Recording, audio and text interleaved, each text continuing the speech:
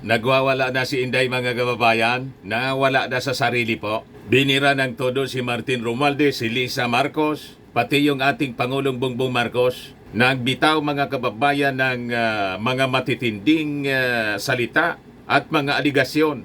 Una na, kagabi mga kababayan sa kanyang virtual press con, inakusa ni Inday si Martin na gusto daw siyang ipapatay.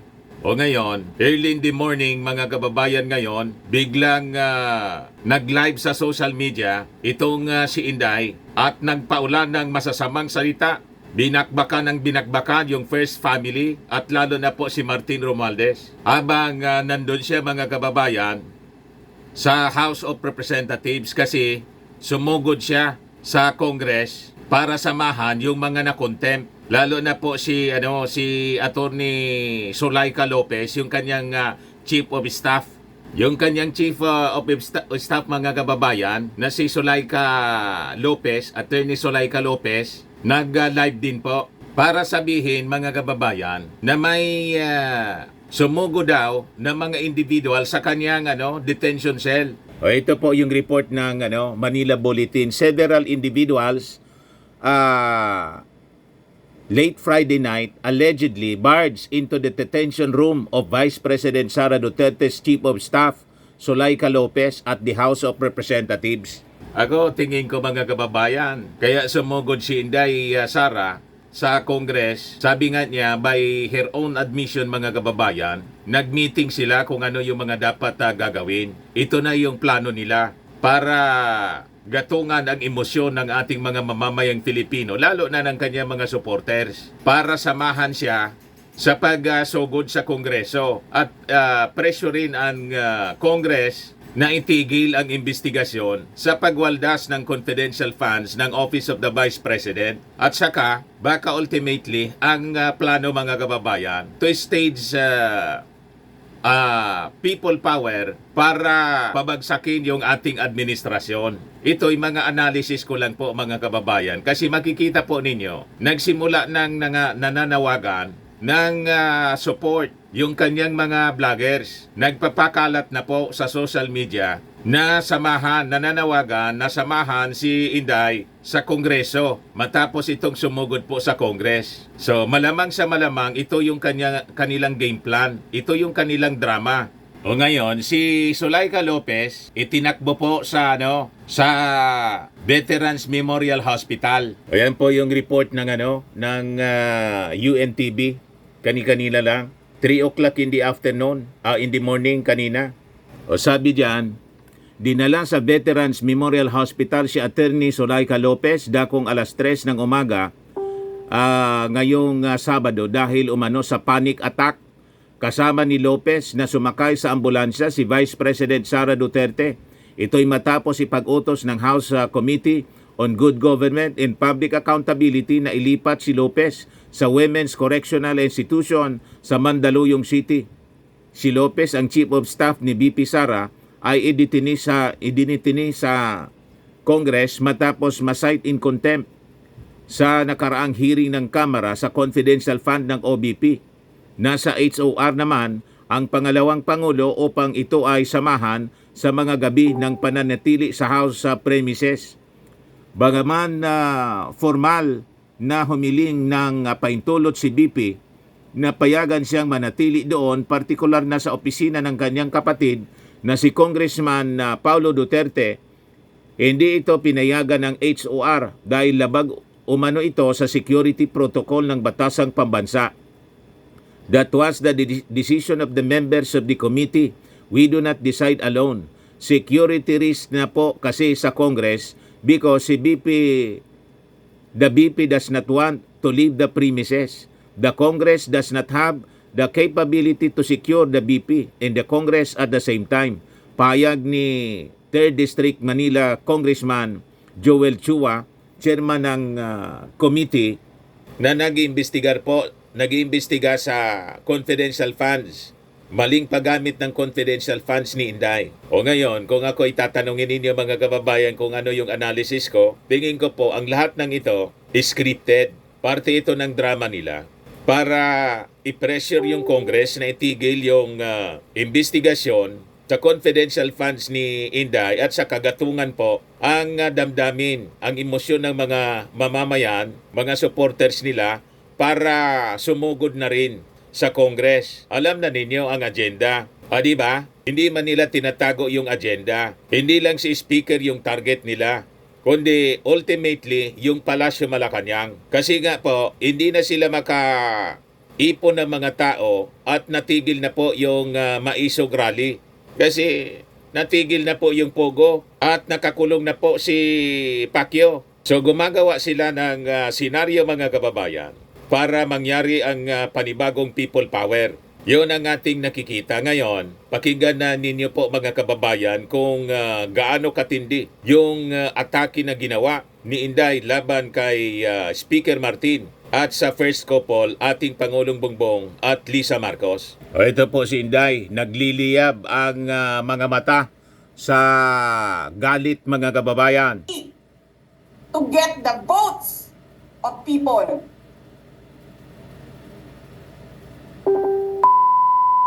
Nagmura. Ninyong lahat.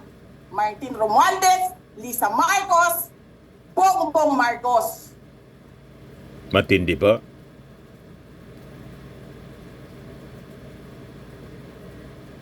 PUTA na anya ninyong lahat. Inigit nyo yung mga tao ko dyan sa envelope na yan. Lisa Marcos, naalala mo, nagpadala ka sa akin ng video? Sinabihan mo ako saan kukunin ang pera. Pinakita mo ang mukha ng tao doon sa video message mo. Hi,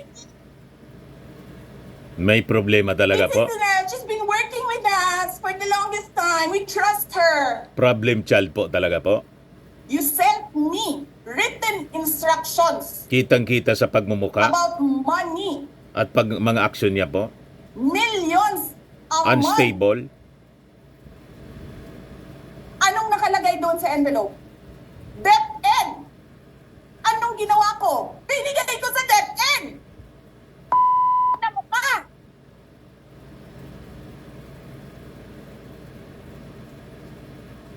Wala ka nga posisyon sa gobyerno. Namimigay ka ng pera ng gobyerno eh.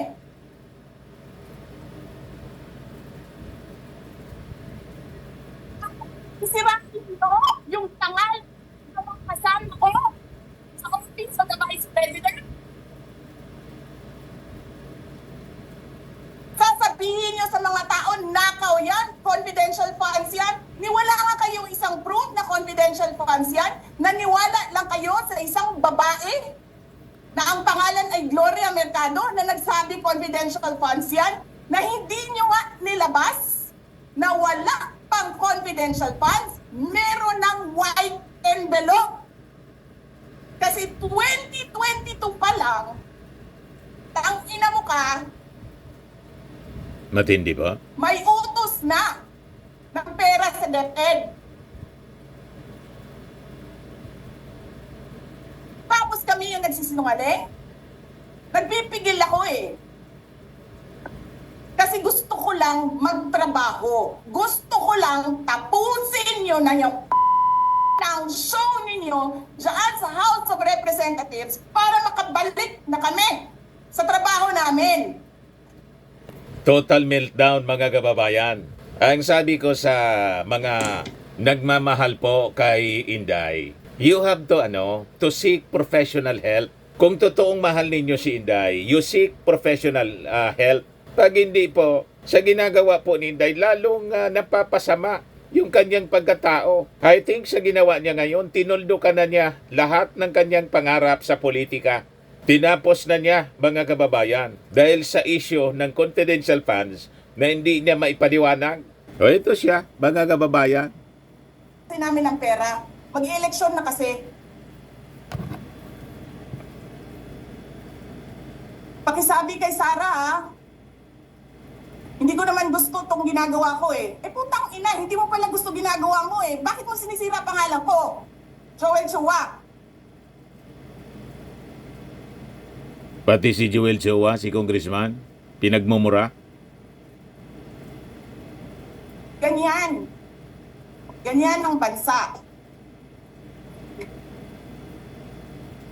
This country is going to hell because we are led by a person who doesn't know how to be a president and who is a liar.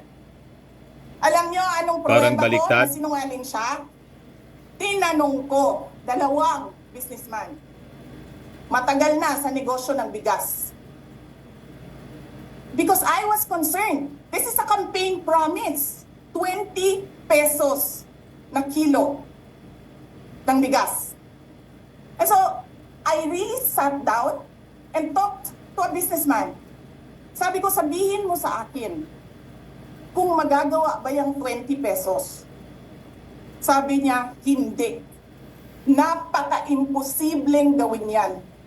Because more than 20 pesos, ang cost. Diversionary tactic ang ginagawa ni Inday. Wala man po sa issue. Ang dapat na ipaliwanag niya, paano ginamit yung confidential funds. Yun man lang po. Pag naipaliwanag niya po ng maayos kung paano ginamit yung pera ng bayan, tapos na po ang issue. Pero ang issue nila, mga kababayan, kung ano-ano na. Pati yung 20 pesos na bigas, paulit-ulit nilang ginagamit na issue. Sabi nga natin, ang issue sa bigas na gustong pangarap ng ating Pangulong ibaba, ano man ang diferensyang mangarap? Nasabi ng ating Pangulong Bongbong, pag ang lahat niya in place na, hindi man ura-urada siya, overnight, magic na maibababa. Sa paniwala ng iba, kumbaga yun ang sinasabi niya, imposible. Bakit yung kanyang tatay nag-campaign promise kasama pa sa SONA na ibababa yung presyo ng bigas sa 7 pesos? Triple na mas mababa sa 20 pesos na sinabi ng ating Pangulong Bongbong na pangarap niyang sana mangyari. Bakit wala silang problema sa 7 pesos na campaign promise pero may problema sila sa 20 pesos na presyo na pangarap ng ating Pangulo na maibaba ang presyo ng bigas? Ano ang problema nila doon kung mangarap yung ating Pangulo? Tama po. Ito yung issue ni Inday. Habang nagliliyab mga kababayan ang kanyang mga mata. Paano ka magbenta ng palugi? So tinanong ko, nagsinungaling ba siya nung sinabi niya? And then he said outright, yes. It's either he did not know what he was talking about, that's so incompetent, or he was lying through his teeth to get the votes of people. Putang ina ninyo. Valdez, Lisa Marcos, Bongbong Marcos. Matindi po. Hindi ko na off.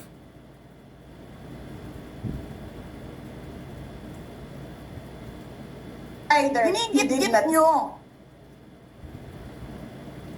yung mga tao ko dyan sa envelope na yan. Lisa Marcos, naalala mo, nagpadala ka sa akin ng video? Sinabihan mo ako saan kukunin ang pera. Pinakita mo ang muka ng tao doon sa video message mo. Hi, this is she's been working with us for the May longest problema time. talaga We po. trust her.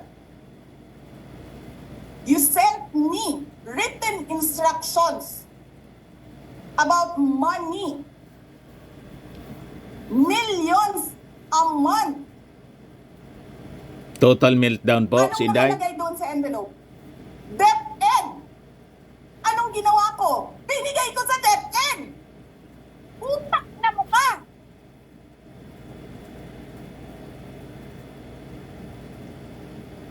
Wala Talagang kang hindi posisyon napalaki. sa gobyerno, namimigay ka ng pera ng gobyerno eh. Hindi napalaki ng tama po. Never na nangyari ito sa history ng politics dito sa ating bansa. Sirain nyo yung tangal ng mga kasama ko sa Office of the Vice President. Sabihin nyo sa mga tao, nakaw yan, confidential funds yan. Niwala nga kayong isang proof na confidential funds yan. Naniwala lang kayo sa isang babae na ang pangalan ay Gloria Mercado na nagsabi confidential funds yan, na hindi nyo nga nilabas na wala pang confidential funds, meron ng white envelope. More sana na nag-appear siya sa Congress. Nandiyan na siya sa Congress. At inimbita siya uli, mga kababayan, para magpaliwanag. Pero sabi niya, hindi siya magpapaliwanag dyan. Pero mag-stay daw siya sa Congress hanggang bagong taon. Dadali na daw niya yung labadan niya sa Kongreso. Tama baga mga kababayan ang ganyang pag-iisip? Kung totoo yung kanyang mga sinasabi, dapat kumprontahin niya in Congress. Sa tamang binyo po, itong si Yusek Mercado na tumanggap ng envelope po na may laman na 50,000 pesos pero hindi man niya ginastos. Kasi sa tingin ni Mercado, bribe mga kababayan sa kanya yon. Dinonate na lang niya po. Ito ang kinagagalit mga kababayan ni Inday. Kasi 2022 pa lang, tangina mo ka, Nagpaulan ng pagmumura po? may utos na ng Tindi? pera sa DepEd. Tapos kami yung nagsisinungaling? Nagpipigil ako eh. Nagpipigil pa siya niyan. Gusto ko lang magtrabaho. Gusto ko lang tapusin nyo na yung sa House of Representatives para makabalik na kami sa trabaho namin.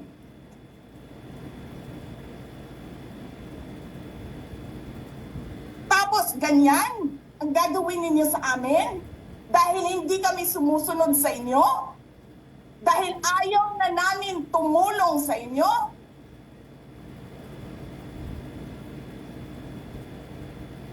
Ganito gagawin ninyo?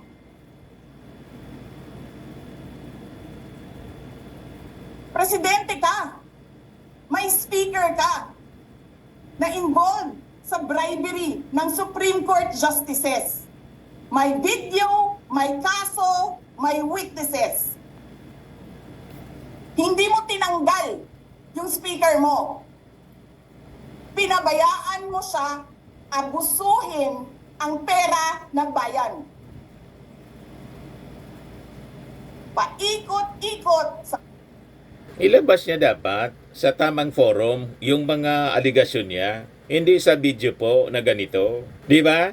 Para po ma-cross-examine siya. Kasi madali po ang magkwento tulad nito po. Madali yung mag-aligasyon. Yung magpatunay ang mahirap po. Hindi dapat dinadala sa ganitong emosyon, mga kababayan. Pero desisyon niya ito, mga kababayan. buong bansa namimigay ng pera na para bang kanya yung pera.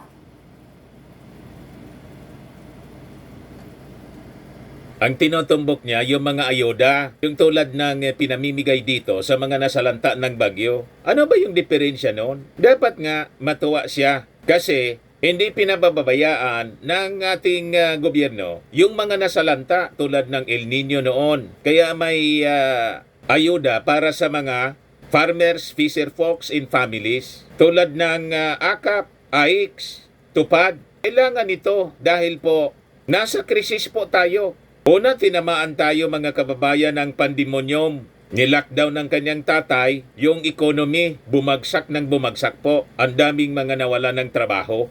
Nagsarang mga negosyo. Pagkatapos ngayon, sunod-sunod na calamities ang tumatama sa atin. Mali ba ang magbigay ng ayuda? Kami nga ngayon mga kababayan, pupunta doon sa isang barangay para i-distribute na yung ayuda.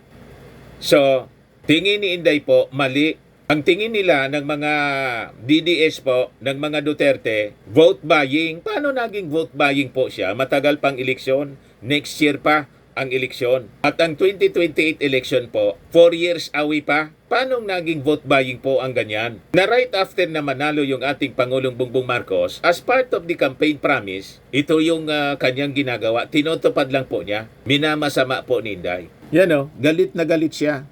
Kasi humiwalay siya, hindi siya kasama sa distribution. Eh di ba nga, lagi separation of powers, anong trabaho ng legislative branch? Gumawa ng batas. Anong ginagawa ni Martin Romualdez? Nagdidirect ng DSWD, namimigay ng ayuda,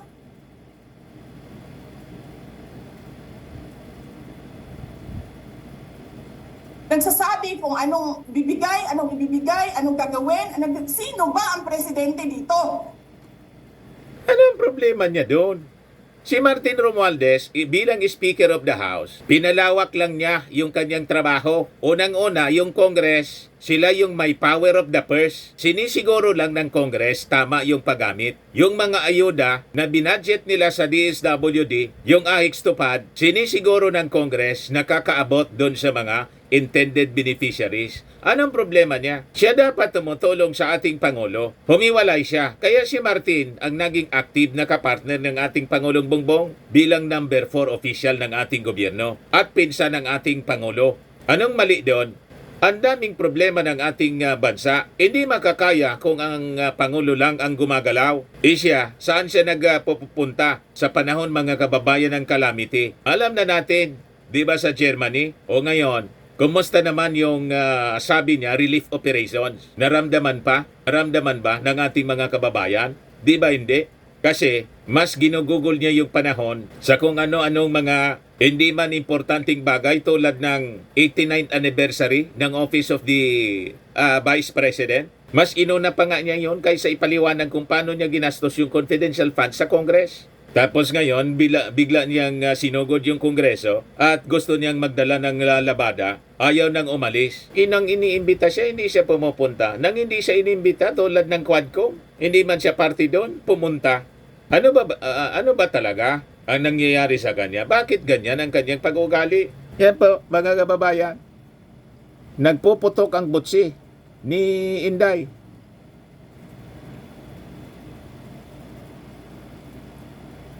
Alam nyo, alam namin, mali ang ginagawa ninyo. Sinabihan ko lang mga kasama ko sa Office of the Vice President, pasensya na, sumunod na lang tayo para matapos na sila.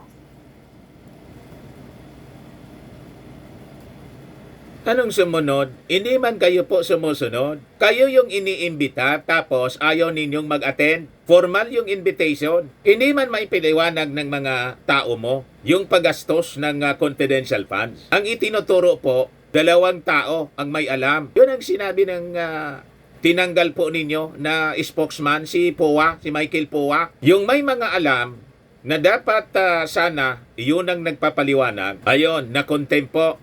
Hanggang ngayon, yung 4 po wanted kasi sila po ang key persons na may alam and ultimately po kayo. Pero you refuse to speak sa Congress under oath. Tapos binabaliktad ninyo yung kwento. Tapos ganito ang gagawin ninyo, alam namin, walang contemptuous doon sa ginawa ni Yusek Lopez. Wala. So mas may alam ka pa sa rules ng Congress? Questionin mo sa Supreme Court yung rules ng Congress kung hindi kayo kumbinsido. Kaya sabi mo po, ayaw mong mag-file sa Congress, questioning the constitutionality kasi tinatamad ka. Yan sabi niya sa press con kahapon, mga kababayan. At ng tanong, sinagot niya, pumunta siya, maayos siya kumausap, and then sasabihin ninyo sa amin, bakit kami susulat sa COA? Bakit hindi kami susulat sa COA? Hindi tapos ang appeal namin, hindi tapos ang audit namin. Tapos buhag-hag na ninyo tanan ang gisubmit namo sa COA?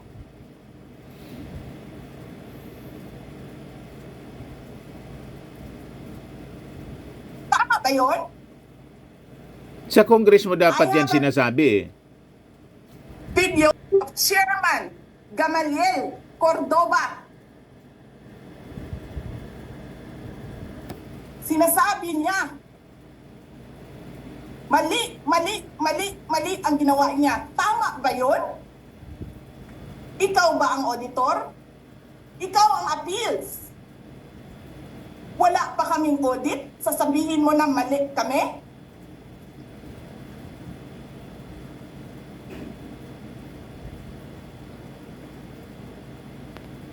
Ang ina ninyo.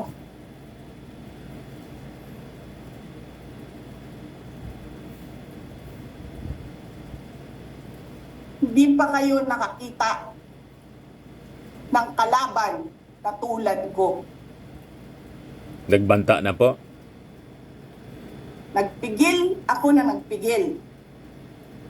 Kasi masama sa bayan. Hindi maganda ang political instability. Nagbanta na po ng political instability. Pinabayaan ko kayo sirain ang pangalan ko. Kasi I have nothing to lose. Sinira niya na siya. Wala na siyang ikakasira pa.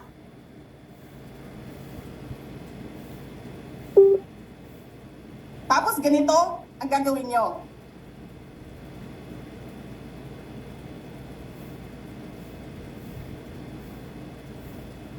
Hindi ko alam paano nakakatulong ang Chief of Staff ng Armed Forces of the Philippines. Gabi-gabi, mahimbing ang tulog mo. Ganito ang bayan natin. Bilyon ang nawawala. Nanggagatong na po sa armed forces? Tanungin nyo si Congressman Ungab, Chairman ng Ways and Means, Chairman ng Appropriations Committee. Tanungin nyo siya, paano nawawala ang pera?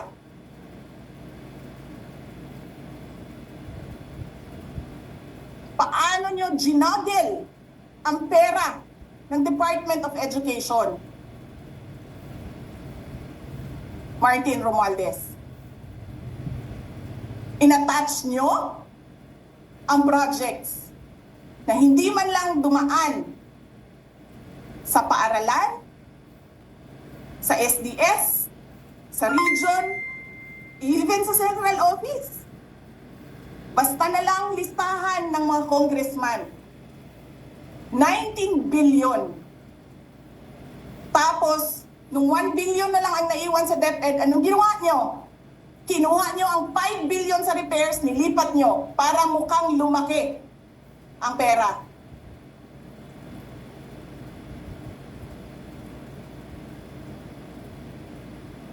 Martin,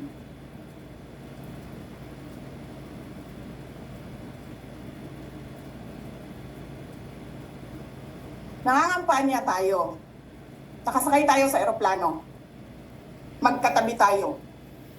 Nagre-reklamo ka, putang ina ka, walang pera. Kasi, ano sabi mo? Giom-om ni Lisa Marcos o di BBM ang kwarta. Walang pera sa kampanya kasi hindi nagbibigay si BBM at si Lisa. Ginigipit nila. Kinukuha nila lahat ang pera. Reklamo ka ng reklamo sa akin. Ano sinabi ko sa'yo? Huwag ka mag-alala. Lahat ng gusto tumulong sa akin, ipapadala ko sa iyo. Kunin mo lahat. Nagreklamo ka kay Medi Poblador kasi tumatanggap ng pera. Ano sabi ko sa'yo? Kausapin mo si Medi, kunin mo lahat ng pera. Lahat ng makuha mo na gustong tumulong sa akin, kunin mo. Gastusin mo. Ano sabi ko sa'yo? Pasensya ka na. Wala ka ng pera. Ano sabi mo sa akin? Sabi mo sa akin, okay lang. Pag nanalo kayo, babawiin ko lahat yan. Hindi ko naman alam, ang buong akala ko, babawiin mo sa negosyo mo. Legitimate businessman ka naman eh. Mina, pagsira sa kalikasan, legitimate na pagsira sa kalikasan, negosyo mo. Media, negosyo mo. Ano pa bang mga negosyo ni Martin Romualdez? Sulat niyo yan lahat. Akala ko magninegosyo ka lang. Kasi businessman ka naman. Hindi ko naman alam, binubulsa mo. Ibubulsa mo, kakamkamin mo ang legal na pera at illegal na pera.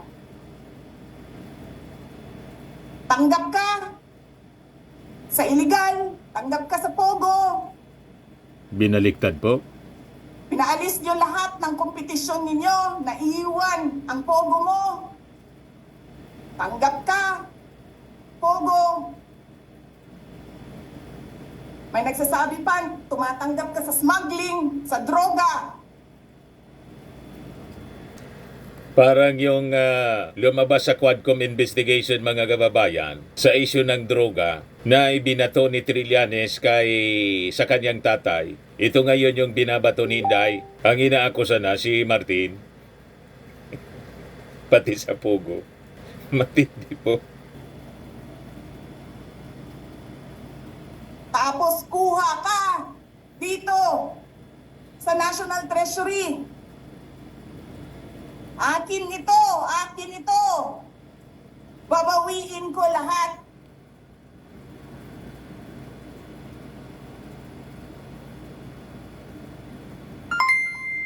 Masakit sa akin, Martin, hindi yung pagsira ng pangalan ko eh. Ang masakit sa akin, maalis mo man ako sa presidential race, hindi pa rin ikaw ang presidente. King ina mo. Walang boboto sa'yo. Please lang. Talagang politika mga kababayan. Ang sobrang galit ni Inday dahil po sa 2028, mismo nang galing sa kanyang bibig. Halimbawa man si Martin hindi manalo, di anong paki mo doon?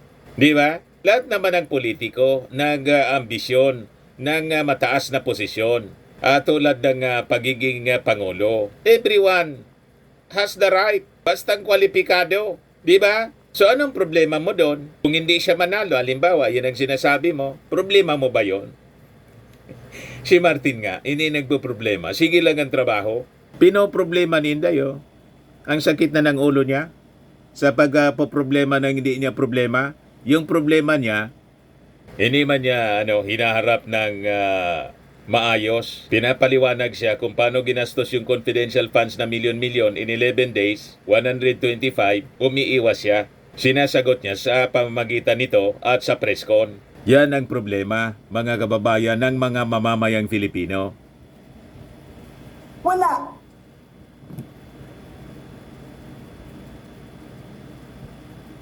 Hindi ka nga dumadaan ng contest eh. Kasi wala kang kalaban sa Tacloban. Kasi binibili mo, pinapakidnap mo, hinaharas mo ang mga Matindi. kalaban mo. Hindi ka dumaan ng contest. Ang alam Wala bang ganyan tayong nabalitaan po na may pinakidnap si Martin Romualdez para hindi na lumaban sa wala siyang kalaban sa pagka-congressman ng Leyte po. May nabalitaan kayo sa mainstream media? Di ba wala? At halimbawa man wala nang gustong lumaban tulad dito noon. Yung mga politiko wala nang gustong lumaban. That is normal in politics. Kasi unang-una, kung talagang napakalakas, hindi man mananalo yung gustong mag-contest, hindi na lang lalaban. That's normal. Parang doon sa kanila sa Davao, pare-parehas. So anong problema ni Inday? Kung walang lumaban. Pero yung kidnapping po, parang kwento ni Maharlika lang.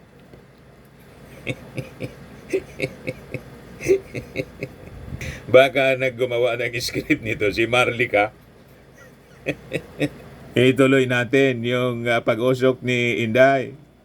lang, kasi mayaman ka, bibiliin ko lahat ng tao ng pera. Eh, pobre man mong tanan, kwarta na may inyo. There is nothing in you except money. Yan lang.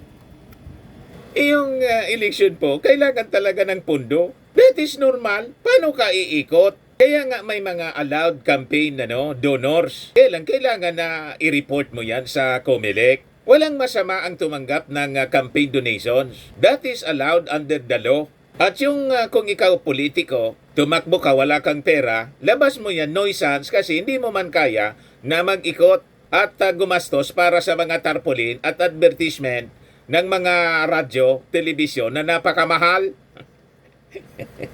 Pati sa social media, napakamahal. May campaign expenses na tinatawag. So anong problema dyan? That is normal sa mga politiko na dapat armado ka ng pondo. Pag hindi, ang tawag sa iyo, nuisance candidate.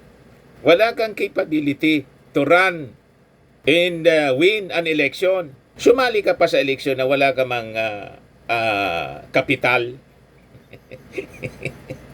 Tama? Balikan natin. Martin, harapin mo yung katotohanan. Walang walang boboto sa'yo. Senador man, Vice President man, walang boboto sa'yo. Bakit nga pinoproblema mo kung walang boboto o iboboto? Unang-una, wala pang eleksyon ngayon. Matagal pa yung eleksyon. At based sa survey, talo ka na ni Martin. Yung latest survey, mga kababayan, talo na siya ni Martin. At malamang sa susunod na survey, mag-negative na si Inday dahil dito sa video niya. Nagpaulan ng pagmumura, meltdown, mga kababayan. At kung ano-ano yung mga sinasabi, imbes na sagutin ng maayos sa Congress yung mga pagastos niya ng confidential funds. Di ba?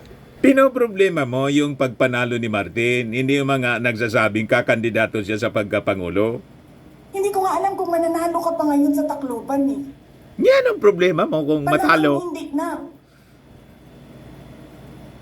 Sinong gusto? Huwag mo nang problemahin kung matalo si Martin. Pag natalo yan si Martin, after 1 year na nawala yung yung pagbabawal sa appointment, i-appoint siya ni President Bongbong. Tama? Huwag mo nang problemahin kung matalo siya o manalo. Hindi mo na yung problema. Ang problemahin mo, paano mo ipaliwanag yung Mary Grace Piatos na nadiscovery ng Congress. Yun ang ipaliwanag mo. At yung isa pa, Kokoy Villamin. Yung mga acknowledgement receipts, 150, na nakita, anomalous, irregular. Doon dapat ang issue. Hindi dito sa kung ano-anong nonsense. Eleksyon, matagal pang eleksyon. Yun ang bukang bibig ninyo. Ituloy natin, mga kababayan. Sa lahat, sa buong Pilipinas, ang ibalik ka sa Kongreso. E di lahat ng tao, pupunta yan doon sa Tacloban, mangangampanya yan sa kalaban mo. Kasi, magnanakaw. Anong proof mo? Hindi ka doon. Anong proof mo ng pagnanakaw? Ang ebidensya ng anomalous transactions at posibleng kasong plunder, yung confidential facts. Tama. Madali ang magsabing magnanakaw. Si Martin Romualdez, yung Marcos nga, more than 30 years na inakusang magnanakaw. Ayun, hindi man napatunayan. Lahat ng kaso ng pagnanakaw, ill-gotten wealth cases po, na basura na. You see? Madali ang mag-akusa ng ganyan na Inday. Ang pagpatunay ang problema.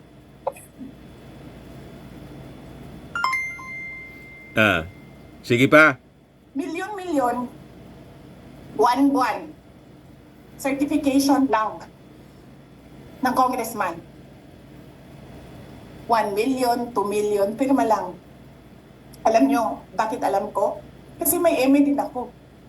May MA ako sa DepEd, may MA ako sa OVP. Pero sa akin,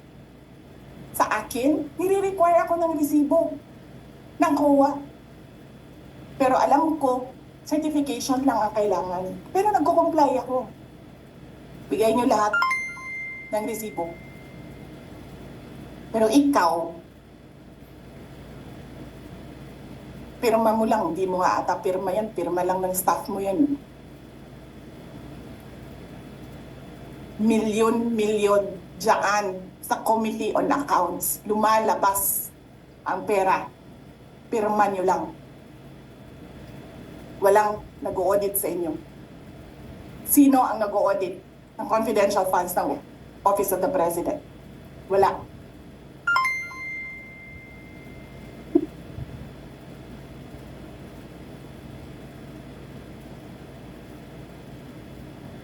Pilipinas. Yan! Ang bagong Pilipinas.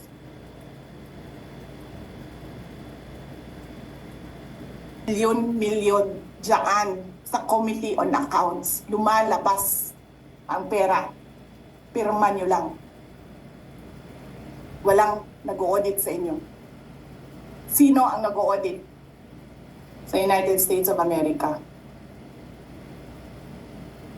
Milyon-milyon dyan sa Committee on Accounts. Lumalabas ang pera. Pirma nyo lang. Walang nag-audit sa inyo. Sino ang nag-audit ng confidential funds ng Office of the President? Wala.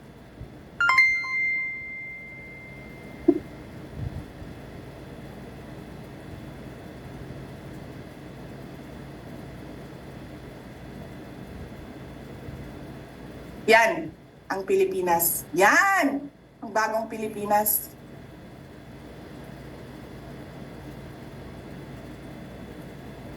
Kriminal ang speaker. Bakit ko nasabi kriminal siya? Basahin niyo yung kaso niya sa United States of America. Sinungaling, presidente. Baligtad yata mga kababayan. Sila yung napakasinungaling. Siya nga po, sabi niya, 3 Duterte daw yung tatakbo bilang senador. Wala ni isa. Anyway, mahaba yon, more than 1 hour. Kaya putulin na muna natin mga kababayan. Next video natin,